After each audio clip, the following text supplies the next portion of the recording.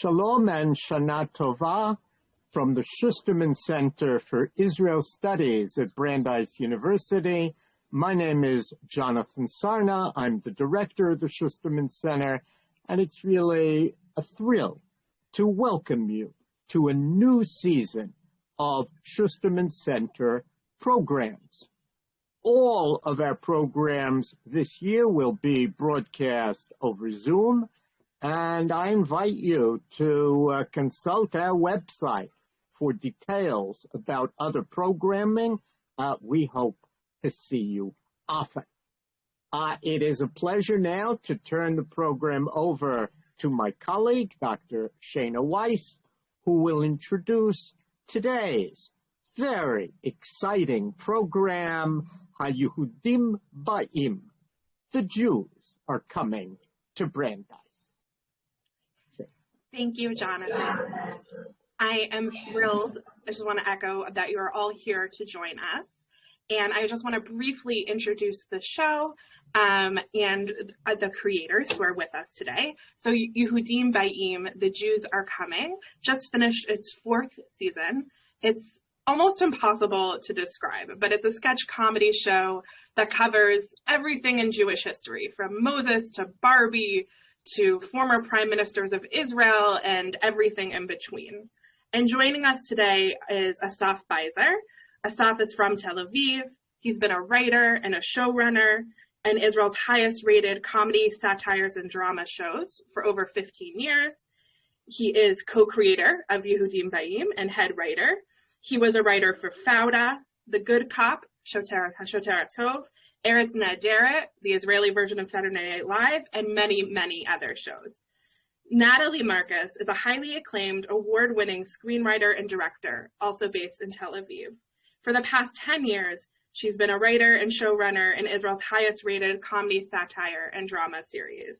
She's creator and showrunner of Ha-Yehudim Baim, The Jews Are Coming, which has won many Israeli Academy Awards.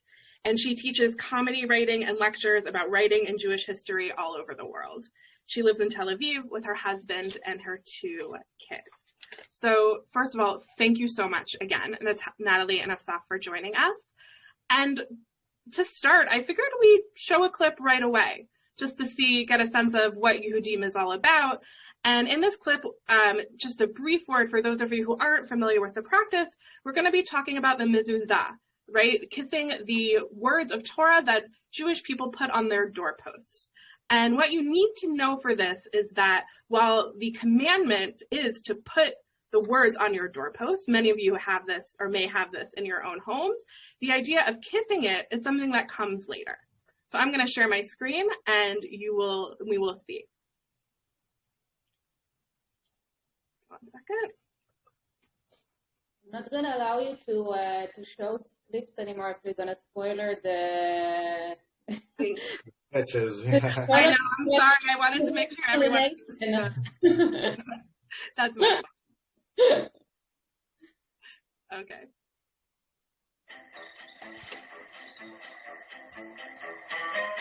Shalom Aleichem. Aleichem Shalom Aleichem. Shalom Aleichem. Shalom Aleichem. Shalom Aleichem. מה קרה? מה אתם מצחקים? המזוזה.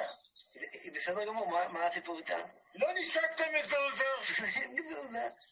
למה זה נשק מזוזה? בבה! מה עשית לו? סליחה, אני לא התכוונתי לעצמנו, כבוד הרב, מה עשית לו בסדר? ממתי אנחנו משקים מזוזה? משבוע שעבר. איפה זה כתוב? זה לא כתוב, זה נוהג כזה. מה זה נוהג? עכשיו, התחלנו להמציא גם דברים, חסר לנו מספיק כללים. זאת פסיקה של הרייבה, תראה מה עשית לו עכשיו. סליחה, לא התכוונתי לרבה, לא הייתי שבוע שעבר, אני לא יודע מה אתה יכול לעשות. חבר'ה, טיק טק, תסבירו לי מה אתה יכול לעשות, אני אעשה את זה, נו.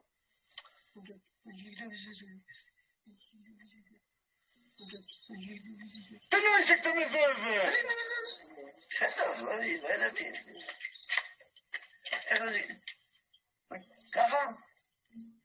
אוי! לא ככה! עם היד! קצת מוזר, אבל אני זורם איתכם. רק עם היד! רק עם היד!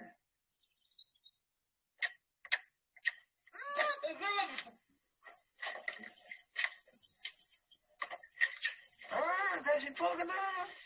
אז ככה, נגיד ככה, בזמן אתם צריכים לדבר. זהו, גמרנו, אפשר להמשיך, אפשר לדעת לשמוע. הופלה. מה זה, למי נפלה הכיפה? ני! תנשק אותה. גם את זה אני צריך לנשק? נשק גם בשבוע שעבר, תנשק את הגמור. בסדר. הנה, בסדר.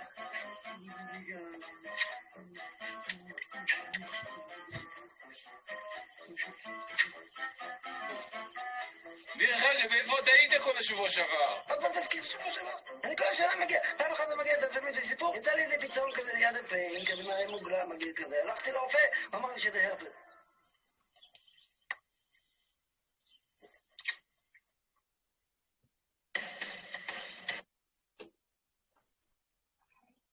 So why don't we just take us through the writing of this sketch, right? How did you think of the idea? Why did you do it? What did it symbolize, right? How does a sketch like this get made? Well, first of all, I think that if we've done it today, we would have that he went to the doctor and said that he got corona, COVID-19. It would be more the herpes is not extreme enough today. But the show, we look at the show. The show is it's a commentary. It's a commentary of the Bible, and we're modern commentators. Our view is a liberal, modern, secular look at the text, the Jewish religion, the Jewish history. And one of our thoughts for in this particular sketch is about, we have the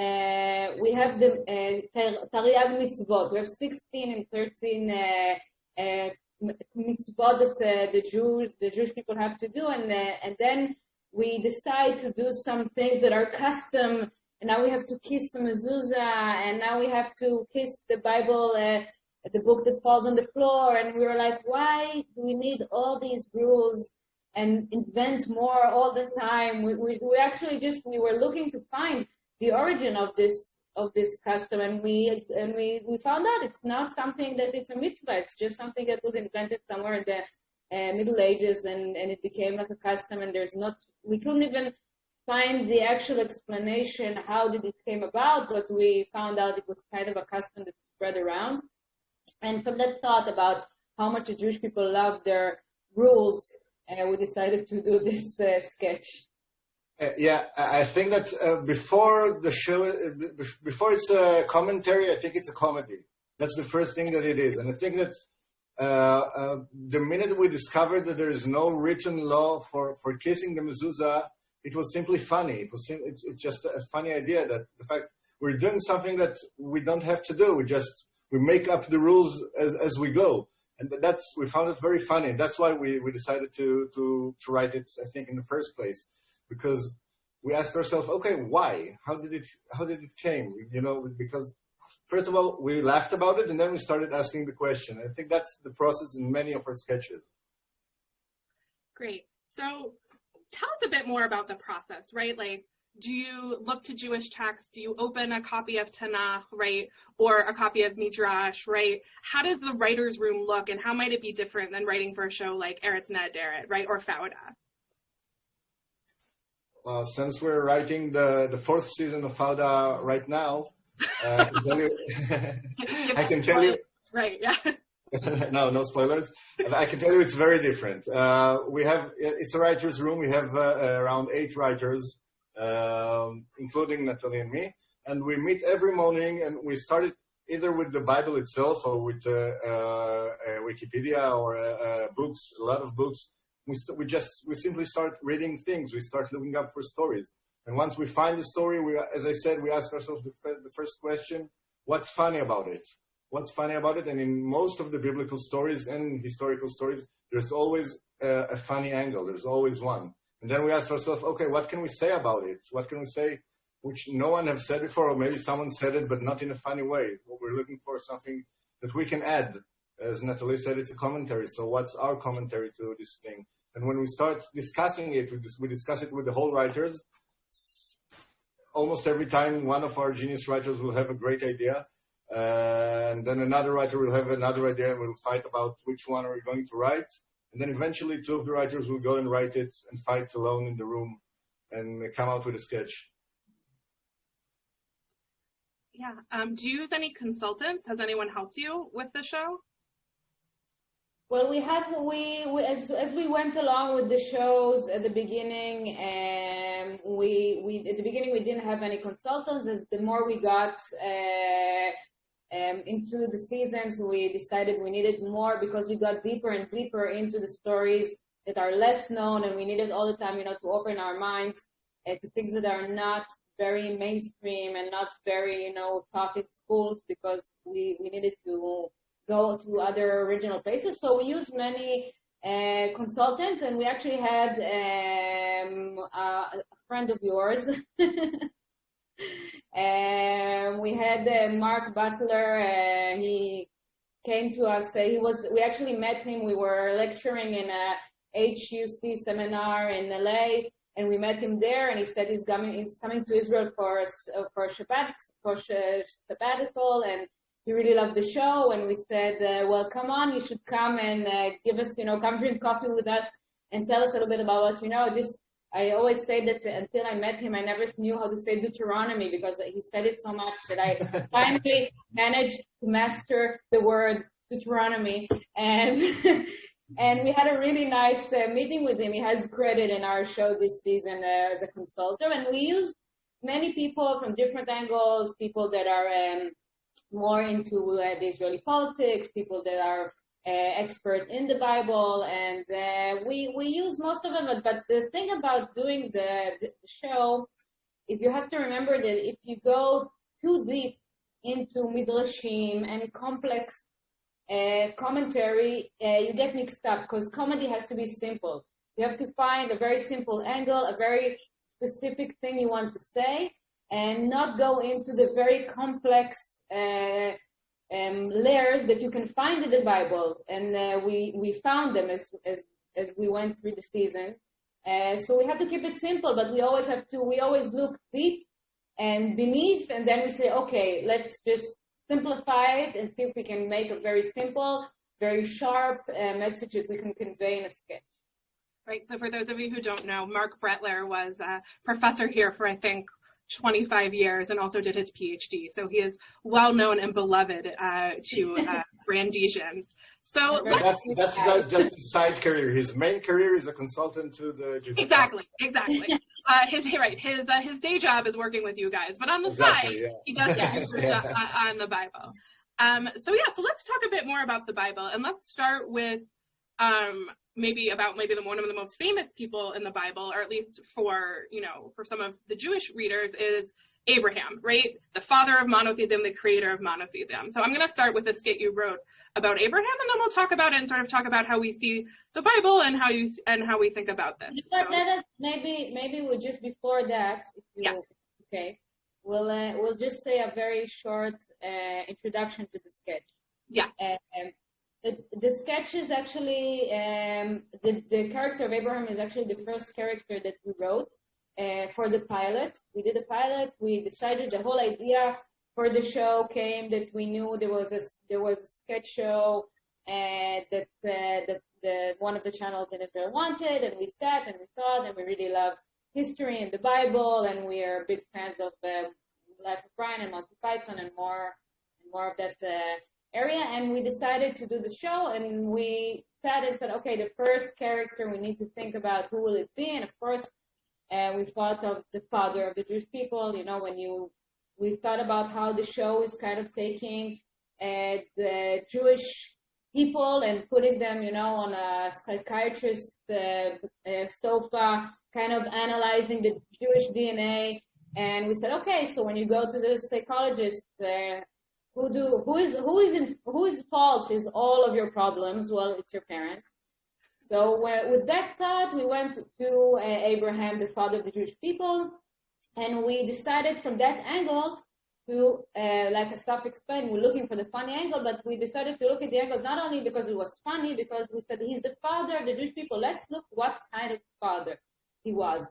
And from that angle, we had a series of a few sketches. We have some characters in our show that recur because they have a lot of stories in the Bible. Some are just have one story, one sketch. And Abraham got a few sketches in our first season, which are all about his what kind of father is he.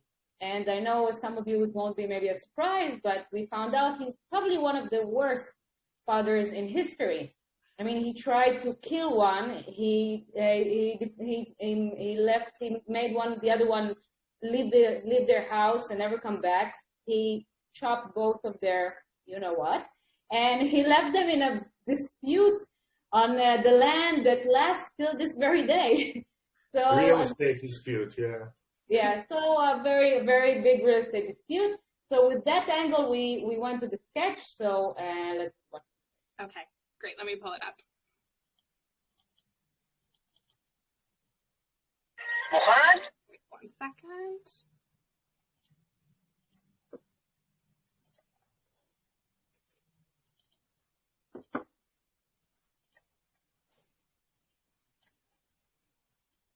מוכן? כן, נו. אבל שלא ייפול התופח. שמעאל, אני לא אוהב את המשחק הזה. אל תדאג, יא איציק, זה רובטקה. מה? לא, אל תדאג, אני בטוח שהם יסכימו. יצחק, ישמעאל, ההוא, אלוהים רוצה שנכרות איתו ברית.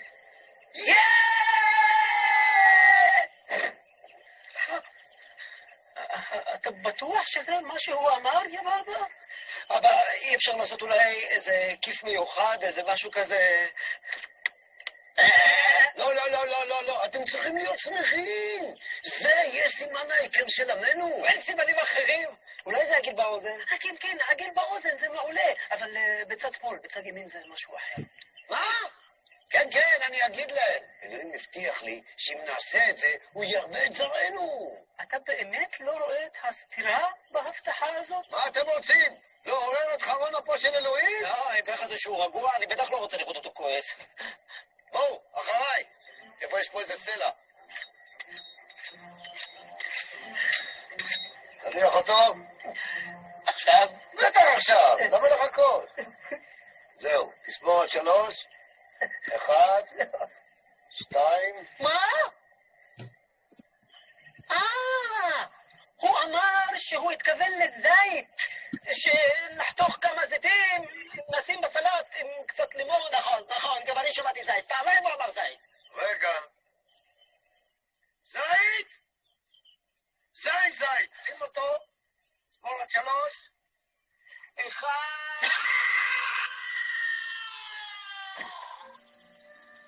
אבא, מה לעשות עם הכיפה?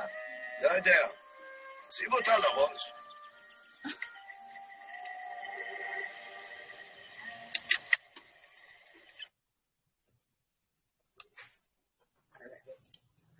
Okay.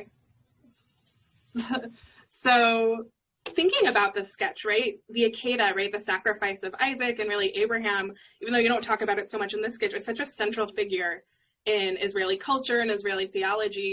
So, you know, thinking about this sketch, do you think this sort of relates to that tradition, challenges it, right? How do you think about sort of Abraham and Isaac and Ishmael and their political significance in Israel? We didn't think about the political significance. I think when we wrote it, as Natalie said, it was the first sketches we wrote. We had no idea it would ever be aired or shot even. We did think about what do we have to say about those figures. We did think about our personal, you know, it's those stories, both the Brit and the sacrifice of Isaac. They had so many literature references, and they had so many commentaries during the history, and we had to say, okay, what's our take on this thing? What's our what can we add to this story? What's the new layer that we can add? And what we actually thought about was changing the point of view of the story. That, I think, was our solution. Simply changing the point of view, not showing it from the knowing-all teller, the biblical storyteller, but telling it from the kid's point of view. That's what we changed. As Natalie said, we decided to check his abilities as a father. It's not the father of the Jewish nation. It's Abraham the dad. So once you check it from this angle, you have to take a different point of view, and that's the kid's angle. And that's what we did in the sketches, showing how it was like to grow up when your father is Abraham. And I think that's mixing the personal and the national. I think that's part of the thing we're doing in the Jews Are Coming a lot, and also taking the bigger than life characters and bringing them back to life. And bringing them back to life means taking their full size and downsizing them once again to the sizes of human beings with faults and with flaws and everything. And that's part of the political thing in Ha-Yehudim Baim, the Jews Are Coming. That's part of the problem people have with the Jews Are Coming. Because when you're showing that the biblical heroes are not perfect, some people have a hard time to accept that. You know, the funny thing is that the Bible shows the flaws of these characters. All the things that we use in the sketches, we are usually we base them on the story, on what we take from the pshat, from the simple words of the Bible. And the Bible shows a lot of the characters as human and flawed and making bad decisions and chataim and doing and sins. But in some point, the way of looking at them became sacred for at least for in Israel for the Jewish establishment. So there became like gods, which is it's not the way we think even the Bible was written, but it's not the way we look at them. And we look at their humanity, and we see the stories as coming to teach us something. So they can't be perfect, because then we can't sympathize. The thing about writing a good story is having a hero that you can sympathize and empathize with. And if it's a perfect character, you can't empathize because we're not perfect. Right. So thinking about coming to teach us something, I wanted to think about our next sketch, right? In the next sketch. And that is, I don't know if, Al Tanos, right? Do not rape. And I don't know, do you want to introduce it first or do you want to show it first? What do you think?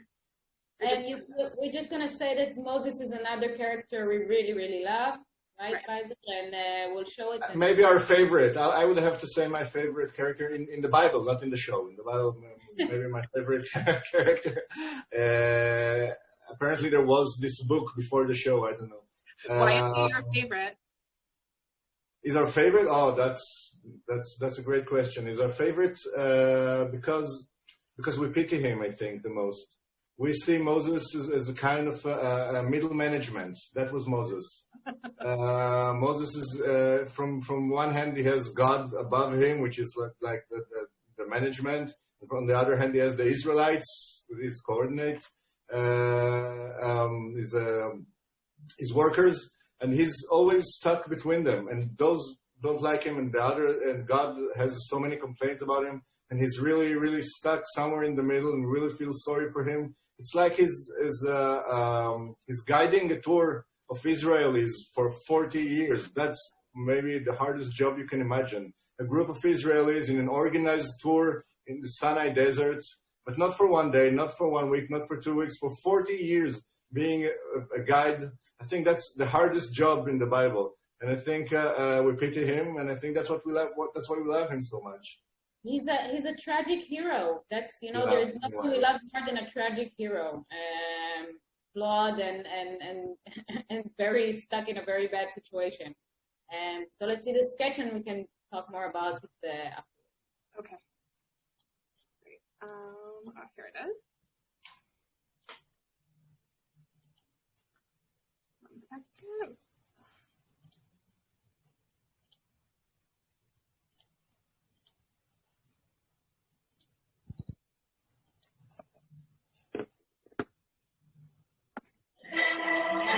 והדיבר האחרון, לא תחמוד אשת רעך. יש? הכל בסדר? כן. אפשר ללכת לאכול צהריים? מה יש לאכול היום? משה בתיבה. יום אחד בלי הבדיחה הזאת? תודה. יאללה, בוא נאכל משהו. רגע, פליצה. בריון, אני ביקשתי ממך לא לקרוא לי ככה ליד העם, נכון? בסדר, תגיד, לא נראה לך משהו מוזר בדיברות האלה? מה זה, שזה נראית מותחת? לא, לא זה. אתה יודע, לא תרצח, לא תגנוב. נו. מה אם לא תאנוס? לא היה? היה משהו דומה, לא איזה, לא תאנוס את אביך ואת אמך, לא תאנוס בלי בחלב אמו, לא היה? לא. לא היה שום דבר אורס. נו בסדר, אז אין בעיה, קחי את הדיברות, תוסיפי מה שאת רוצה, יש לך כתב יפה. פליצה, תאסוף את כולם בחזרה ותגיד להם שאלוהים אמר. נו באמת, מירי, באמת, זה לא יכול לחכות. לא, זה לא יכול לחכות. למה זה לא יכול לחכות?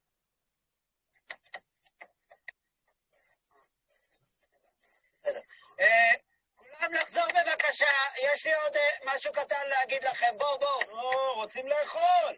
שקט, הקשבה עליי עוד רגע, זוכרים את 10 דיברות האלה? לא. אז יש עוד אחד, לא תאנוס, סבבה שכל אחד יוסיף אצלו, יופי. מה תאנוס? שקט, לסתום את הפה, פשוט לא לאנוס. מה אם היא לבושה עם מחשוף? זה נחשב אונס? אונס. ואם היא לא בהכרה? ברור שזה אונס. ברור שזה אונס. אפשר להמשיך. ואם היא מתה? גם אם היא מתה, זה עדיין אונס. אז פשוט לא לאנוס, בסדר? ומה אם היא אומרת לא, ואני לא מבין למה היא מתכוונת? לא. אני לא מבין למה אתה מתכוון. לא, זה עם של קרקות? מה אני אומר לך כל הזמן? רגע. ומה אם זאת מישהי שכבר יצאנו בעבר כמה וכמה פעמים, כן? וכבר שכבנו בעבר, ועכשיו אנחנו רק ידידים, והיא באה אליי הביתה בקטע של ידידים, והישנו קצת, ונרדמנו באותה מיטה, והיא עשתה לי סימן כזה שיש מצב, ואז אנסתי אותה. לא נסתינו לי, מה יש לכם? מה קרה? אסור לאנוס. לא שאלו אתכם אם אתם רוצים, אמרו לכם אסור לאנוס. לא עם הסטטיזם, לא אם יצאתם פעם, לא אם ראית אותה ערומה.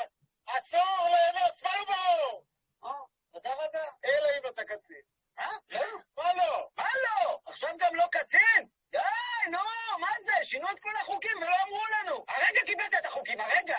טוב, תקשיבו, אין לי בעיה, אתם רוצים לשנות את החוקים, תעלו אתם להר, זיבי הזה. עוד לא הייתי חוזר עם לוחות בצורה של תחת. תראה איזה רעיון בא לי. צריך להמציא איזה מילת קוד שאז נשמע, נדע אם זה אונס או לא אונס. נכון, רעיון מצוין. אני אומר, אם הגבר צועק אונס, זה אונס. את רואה, זה נושא מורכב, אי אפשר לפתור אותו ביום אחד. לא, משה, זה נושא מאוד מאוד חשוב, וצריך לפתור אותו, וחשוב שכולם יבינו מה זה אונס. אני מבטיח לך שאני אטפל בזה. אתה מבטיח? דבר ראשון, איך שאני נכנס לארץ המובטחת, מילה של פליצה. טוב, יאללה, בואי.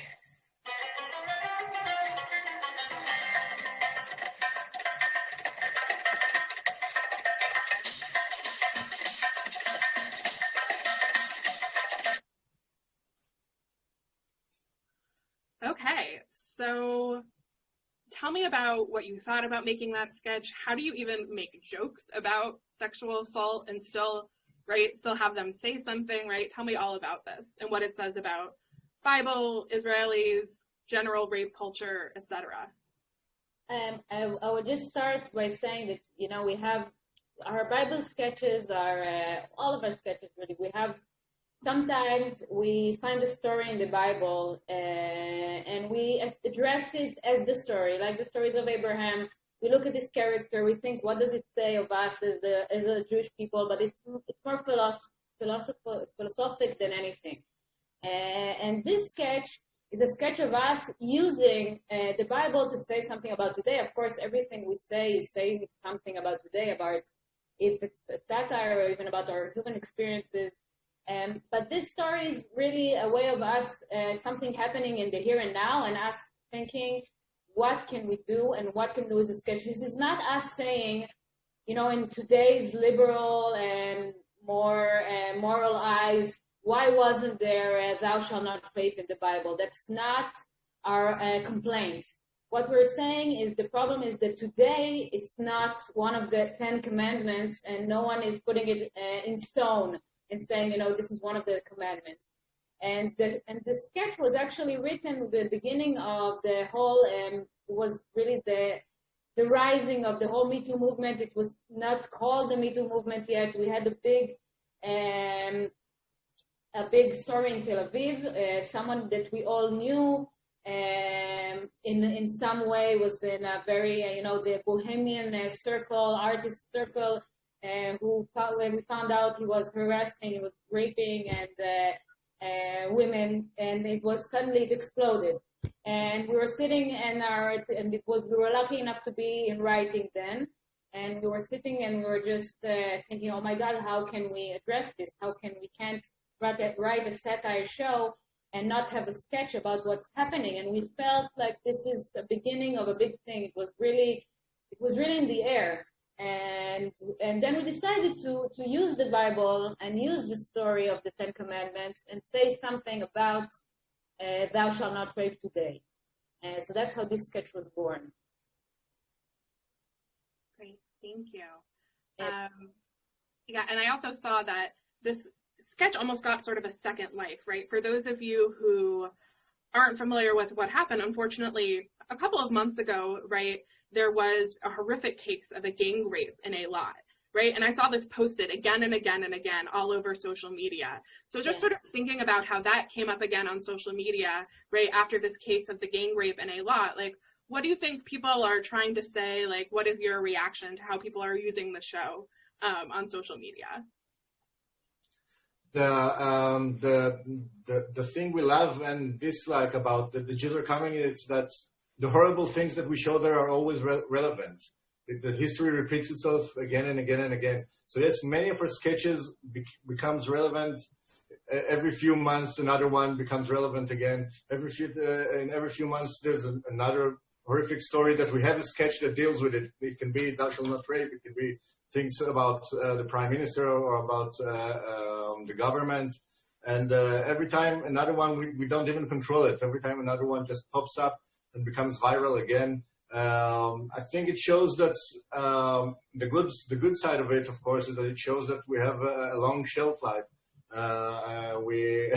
We will be relevant in a few years as well. The downside of it, of course, is that it shows that things don't really get better. Things don't really get better. Things that were relevant 33,000 years ago are still relevant today in a way, and things that were relevant 5 years ago, I think, when we wrote it, will be relevant in 15 years or 20 years. Right, thank you. So I want to move a bit to talk about how your show thinks about Jewish history, and in particular, American Jewish history, right? Because we're a bunch of Americans here. First of all, to think about, in America at least, Jewish American humor is almost such a big part of American culture that a lot of people don't know it has Jewish roots, right? Like the Borscht Belt, the neuroticism, etc. And secondly, right, how do Israelis and, Israeli writers like yourself think about this kind of humor and about American Jewish history, right? How did you choose what to write about, right? We'll show one of the clips in a little bit, but before that, right, what interests you about American Jewish history when you write about it for the show? The first thing is we didn't have a lot of interest in Jewish American history until maybe season 3 or 4. I think that's when we discovered, I'm telling the truth, that's when we discovered. You're not the only Israelis who discovered it's interesting, so I'm glad. But not only we discovered that it's interesting, of course it's interesting, but we discovered that it's in our scope, that we discovered that we have a very interesting dialogue with the American community, with the American Jewish community, and that we can use the show for this dialogue, and we can use the show for making a better dialogue between Israeli culture and American Jewish community. And then we started really thinking about it and really giving it, really noticing it and talking about it. Obviously, we're all influenced by American shows in Israel. So, we have, it's not the Jewish culture, but it's the general American culture, which is very strong in Israel, and we're very highly influenced by it. And Jewish humor, I think, Jewish humor has a lot of things in common. It doesn't matter if it's in Israel or in America or anywhere else in the world. I mean, Jewish humor has a specific DNA, I think. It's always very witty. It's always very cynical. I think the Jewish humor is very cynical. It doesn't matter if it's here or at your place or anywhere else. It's humor that grew up from pain. And I think that humor that grows up from pain is always cynical. So we have a lot of similarities between our humor, I think.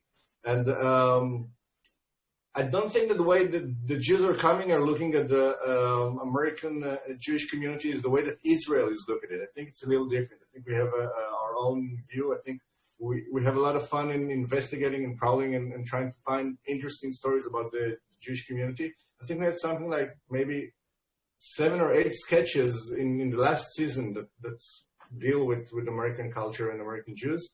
And it's a part of the dialogue. We found that it's part of the dialogue. We find that it's amazing for us to tell you guys the way we look at the American culture, and having this dialogue right here, right now, is a part of it, the way I see it. I think also that, we as writers, we always write from our own point of view and world. And, we're Israelis, born in Israel. The Bible is something that we study for 10 years, even if you're secular. So it's a very immediate area for us to go into the Bible, into Jewish history. Something we don't have a lot about in the show is Jewish Middle Age history. Because it's an area that's not very common for us to learn about in school and to be exposed. So it's the same with with American Jewish history. It's something we know about. We know about, of course, everything that's relevant for us, which are comedians and as comedians ourselves, but as comedy writers. But it's not like a natural field for us to go to the history of the Jewish people in the diaspora, because it's something that's not very much taught after, a little bit Second World War. That's about where many of it ends when you study it at school. And so I guess it's also part of it. And we decided that we have, I think that from the second season or the third, we had a sketch about people in Babylon. Remember the Babylon sitting on the river of Babylon and want to come back, and we wrote it already thinking about actually like the Jewish people in the diaspora, the American Jews. So it started in the second season, I think, and addressing it, and it grew throughout the season. I think, Natalie, correct me if I'm wrong, I think that we're the only show in Israel or maybe in the world that's its frame of reference is not the Israeli audience, it's the Jewish audience. Yeah. You can see it from our name, you can see it from the things we choose, and I think that makes a very large dialogue, as I said, a very large, it adds a lot of subjects to our show, and really that's our frame of reference, the Jewish people, and that's what makes it a few things that makes it so unique. That's one of them. Before I show our clip, is there anything else you want to add? No, we can show and we'll talk after. Okay. Yeah.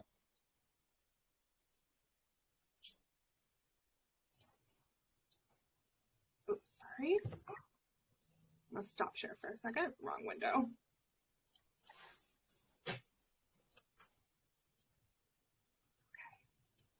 בשנת 1950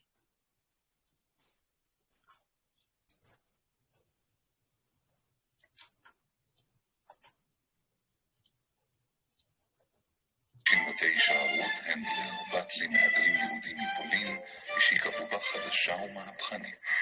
מה זה דריידל גדול, מאמא? שופר? בובל, פשוט תפתחי את הפרזנט. אוקיי, אני פותחת.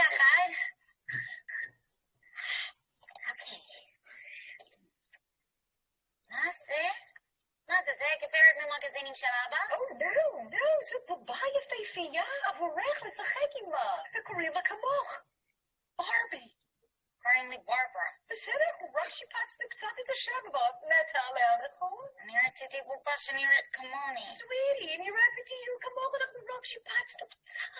זאת את, רק בלונדינית שזופה שדופה, עם חזה מסיח דעת וחיוך מזמין. אבל זה ממש לא נראה כמוני. סוויטי, מה שחשוב זה לא שברבי תראה כמוך, זה שאת תראי כמו ברבי. אבל בסדר באיך שאני נראית. הוני, את ילדה מושלמת בעינינו, אבל בעין אנטישמית את טרף קל. אינני מבינה. סוויטי, את נראית יותר יהודייה מקניידל. יש תחושה שרק מלהסתכל עלייך אני צובר ריבי. את נראית כאילו ממש עכשיו חזרת מלבגוד בישו. גלובוס ביד ואת קריקטורה אנטישמית. אוקיי, אז אני נראית יהודייה, מה הבעיה עם זה? לא, אין בעיה, אין שום בעיה. את אוהבת מקלחות? בוודאי. עם 100 איש ובלי מים? תראי פחזנית אלרגנית שלי. אם עם שלנו למד משהו, זה שעדיף לא לראות כמו עם שלנו. תביא לי ברבי. ומה זה פה? וואו! סורפרייז! וואו! דרים האוס משלי. לא עליית גג עלובה לכתוב ביומן ולמות. בית גדול, כמו של גורים. And it's made out of plastic. את יכולה לקום ולקחת את זה וללכת ממקום למקום. במקרה של relocation או פוגרום. וואו, סכנה! חיילים רעים נאצים בפטרול. Und zwei, drei, vier, Achtung, jawohl! קויה מקרה. היית במקרה יהודי מסריח?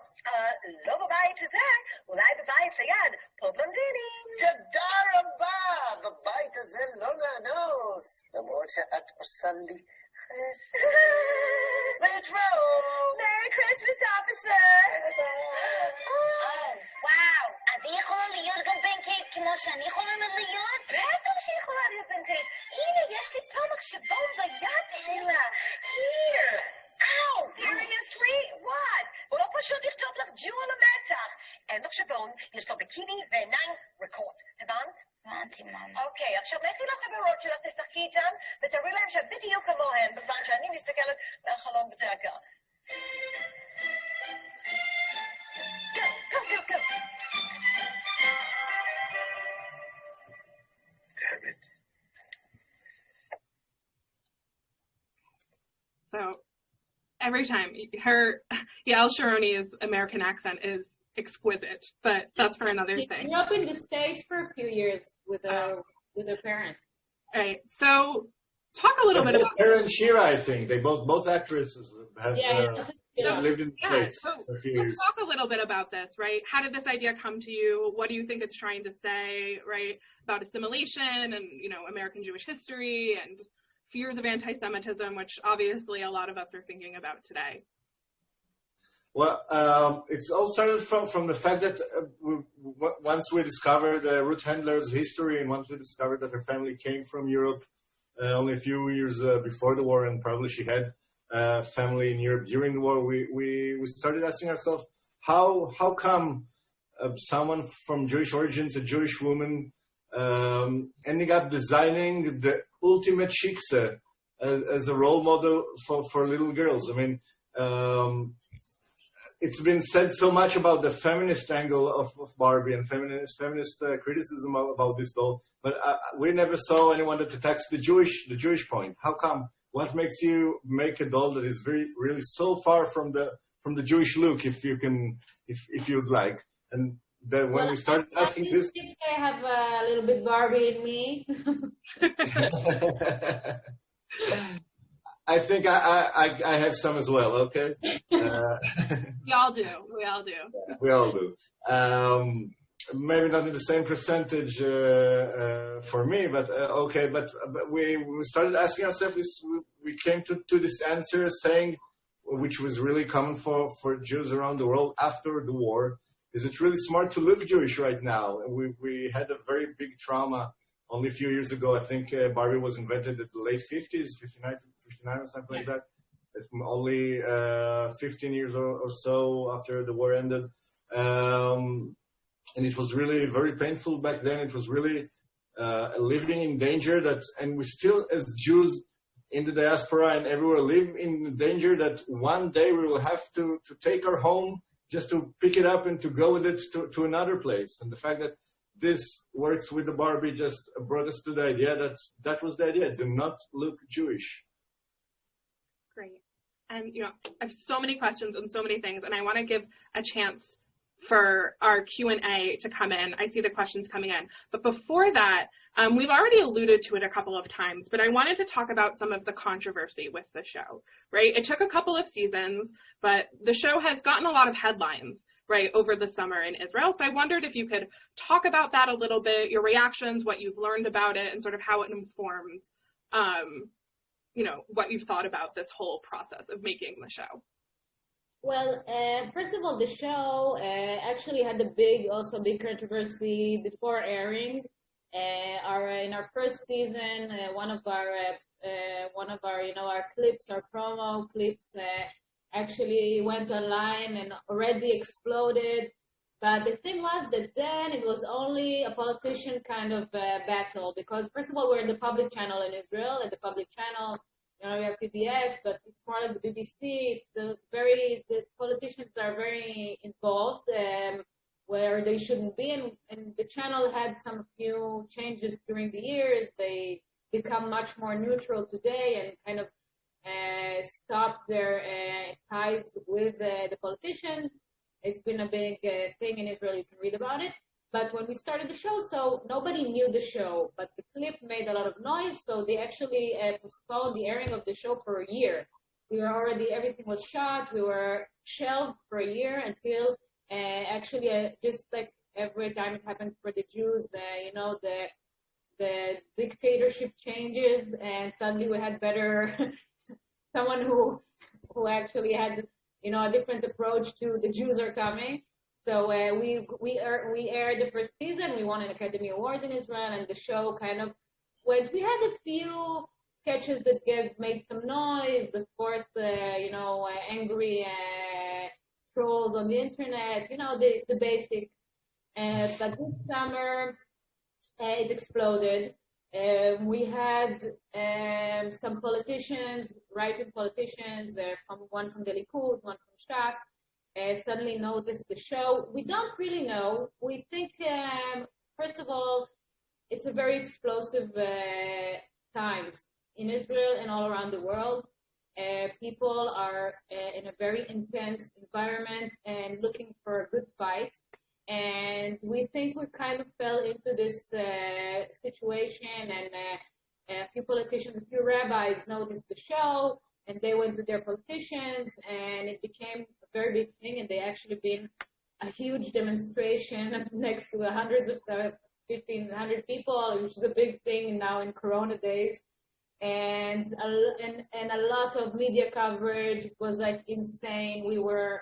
And even the phone numbers, the private phone numbers of some of the actors were published, and people were harassing them for 3 weeks, morning to night. This part was very traumatic for them. And threatening them with violence. Yeah, threatening with violence and saying you should stop doing the show and you should be ashamed of yourself and you're gonna be in hell and all that. And it was a very big thing. During the time, you know, we annoyed the very, very extreme right-wing and conservative politicians in Israel, which in my part is, I look at it as if I annoyed these kind of people, I guess I'm doing a good job. You know, you don't write to make people angry, but you can't do a satire and you can't dive into DNA of your own people without touching explosive subjects. The one thing that for me I understood, which is something that I knew it, but it kind of became something that an idea that's more complete in my head, is that the big difference in what we do and what the conservative religious establishment does, first of all, that of course they think they have, they own the Bible and only they can speak in the name of God, and only their side of it's the only way to use the Bible, which of course, in Israel also you can't even get married in a civil marriage. You only have the Orthodox rabbis, and everything is the Orthodox is very strong in Israel. But the thing that I thought about is that, you know, they do commentary. There's also Rashi, and there's Kasuto, and there's Rambam and Ramban, and, you know, commentary is something that the Jewish people have been doing. It's like a Masorah. It's part of being Jewish, asking questions. But I think that the big difference is that Chazal and all the big commentators, what they did is they found the contradictions in the Bible, which are a lot, and they did what they could to resolve them. They thought, how can we resolve this? How can we make this okay? How can we make David, the sinner who killed Uriah to marry Bathsheba, how can we make him not a sinner? How can we make him still a good king and a leader? Or how can we So they try to make peace with this, with these contradictions. But for us, our commentary is exactly the opposite, because we look for these contradictions and we make them more extreme, more visible. We ask a question and we don't give an answer. We have a sketch about the 10 Commandments, and we say there, you say thou shalt not kill, but then instead Moses told the people to clean Israel from all the settlers and kill everybody here, so they can settle in the Holy Land. So we say in the sketch, isn't it like a contradiction to say thou shalt not kill and then send us to kill everyone? And we don't give an answer to that. We just say, look, there's a big gap in the writing here. And I think that's the big thing about the difference between the way they look at the Bible and the way we look at the Bible. So great. So only one last word, Shayna, if I can. Sure. Only one last word. Natalie said a little bit about it, but I think that's maybe the biggest moral of our story and about the controversial stuff we're going through here in Israel. I think that the Orthodox establishment, their problem is that they feel that we're dealing with stuff that is not ours. And what we claim all along is that the Bible is ours as much as it's there. The Bible belongs to the whole Jewish people or to the whole world. And we are now reclaiming it. We're now saying the Bible is ours as much as it's yours. We can deal with it in the way we want, in the tools that we have. We can discuss it. We can make commentary about it, and we can laugh about it. And I think that's where the biggest issue is. That's where the controversial stuff really is the biggest. Perfect. And with that, I'm going to turn it over to my colleague, Stoll Chair of Israel Studies, Professor Alex Kay. So take it away, Alex. Hi, Alex. Thanks, Shayna, and Natalie and Asaf. Thank you so much for the conversation so far. I have a very unenviable task of combing through all of the chats that have been coming in over the past hour or so, and somehow compressing them into just a few questions to ask you in the remaining time. And I'm going to do my best to sort of represent a lot of the questions that were asked in one time. So let me first ask you, just to extend the conversation, the end of the conversation that you were just talking about, the pushback against the program because of claims of blasphemy and all of these things. So a number of people in the audience have been asking about what you see as the limits of satire. Are there indeed any limits to satire? Is there anything that you wouldn't do? Are there any sketches that you wrote but didn't end up getting made or didn't end up getting broadcast? And finally, do you think that the answer to that question is specific to different communities? So, for example, when the Barbie sketch was going on, many of the comments from people who I assume are Americans said things like, this is hilarious, this is brilliant, but you would never get away with this in America. It's too sensitive in America. Well, I think the borders of satires and the line of satires really change not only from country to country, but even from person to person. Everyone has its own personal sets of border. For instance, I would never tolerate jokes about Jerry Garcia. That's my border. That's my line. No Grateful Dead jokes for me. That's too sacred for me. No, but what I'm trying to say that it's really very personal for everyone. That the lines are different. We know that we don't really have lines or any guidelines. What we do know is that we don't make fun of the weak. We try to make fun of the strong side always. We don't wake up the dead unless we have a good reason, unless we have a very interesting points to make about it or interesting commentary, and we don't laugh at the person just to make fun of him. That's our lines. I think they're a bit fluid. I think especially in season 4 we broke most of them, but that's a part of being a satire. It's always walking at the end of the edge of the mountain, trying not to fall, always pushing the envelope a little bit more and more. That's part of it. I think that as satire writers, I saw a few questions here also about about what our part is in the conversation, and there was about the thing in Eilat and everything, and we always said that we are here to kind of make you think.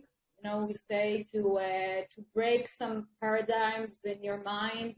This is like one of the things. We don't expect to change people's minds. We don't expect to make them vote differently, or I don't know, but we do expect them to look at a story a little bit different and say, okay, that's, even if I don't agree, I can think and make decide not to agree with the story. And also, I think one of our biggest parts is actually the thing about pushing the envelope is freedom of speech. That I think that we have a concrete job in making sure that we can push the envelope and we can say what we want to say, and not let people censor us, and don't let the environment censor the speech and the things that we want to say. Let me ask you, actually, I'm gonna just push you a little bit on the thing that you just said, that you don't want to change anybody's opinions, just to make people think about things more deeply. There's a sense in the show, we've talked a little bit already today about the secular and religious aspect of the satire that you're presenting. We didn't have time to show some of your sketches about contemporary Israeli politics, or a lot of your sketches deal with, Israel over the past few decades. And I'd say that those sketches have I don't know about an argument, but certainly a tone to them of, at the very least, disappointment, or maybe even despair about the way that Israeli politics is going. And it does feel to me, at least as a viewer, that somewhere under the surface of the satire, there is an argument that you're trying to bring to the viewers. And I wonder if you could talk about whether you have any maybe it's too big a word to talk about goals for your work, but is there an argument there about contemporary politics today? And I'm talking about politics either in terms of the Israeli-Palestinian conflict or about the role of religion in Israeli society. Would you like it to be the case that fewer people go to the rabbinut, to the Israeli rabbinate to get married, for example? Well, I think we have a lot of opinions, and each sketch can convey an opinion that we have. Of course, it's very specific when we talk about the Rabbanut. Yes, we have criticism about the Rabbanut. When we talk about the politicians, when we make a sketch, it's because we have something to say about someone in the sketch, and it's criticism usually. But it's very, people ask us sometimes, is there a say, like something the show wants to convey?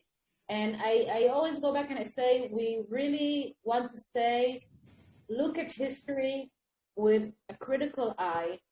Never take the stories and even the news as the truth. Today we live, of course, in the fake news era. Nobody believes anything anymore.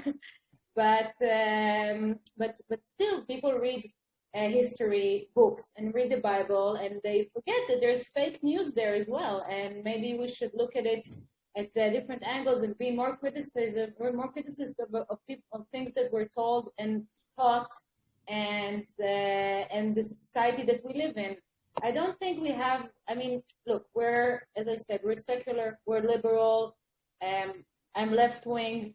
And from that point of view, I write. And that's the way I look at the world, and that's the way I look at Israeli society, which has been getting more and more extreme, nationalist, right-wing the past 15, 20 years.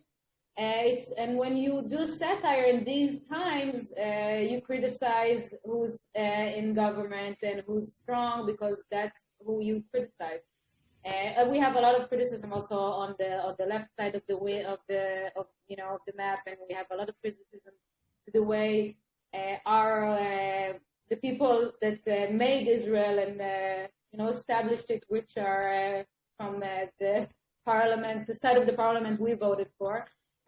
But we definitely look at all sides of Israeli society and have something to say about all of it. The thing about the Jewish Institute and the Religious Institute in Israel, I think it's one of the biggest things we say is we say that the Bible and the Jewish history is for everybody and not just for the people that think they're allowed to touch it, to use it, to read it. And that's maybe one of our biggest things with doing the show. Agendas, I would say. Agendas, yeah. Yes, and I think I'm going to ask one more question now and then wrap up. But just to say that I think that for all of the sharpness of the satire, certainly for me as a viewer, I sense underneath it all a tremendous, maybe even reverence is the word, but certainly love for the tradition that you're speaking about. I mean, you treat it with, you're light with it, you're critical, but you're also, you couldn't get to that place unless you were deeply invested in it. We don't love it. We love it. We love the story. We love it. I think you can't do a show like The Jews Are Coming without loving the Bible and without loving the idea of Judaism. Those two main ideas, you have to love them. You have to feel a very strong connection to them to make our show, and that's part of what we feel, definitely.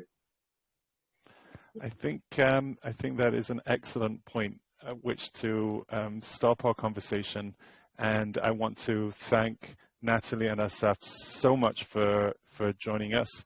Shayna, would you like to say a closing word and to close us out? So again, thank you so much to Professor K, Professor Sarna, Natalie, Asaf. Thank you so much for all of this. Thank you all for joining us. There will be a recording of the webinar sent out in a couple of days, so check your email. And there are some sketches available online with English subtitles. If your Hebrew is good, you can also watch the entire thing on YouTube. And stay tuned for more programming from the Schusterman Center for Israel Studies at Brandeis. Thank you so much all. for having us. Thank you all guys. so much. Really, thank you.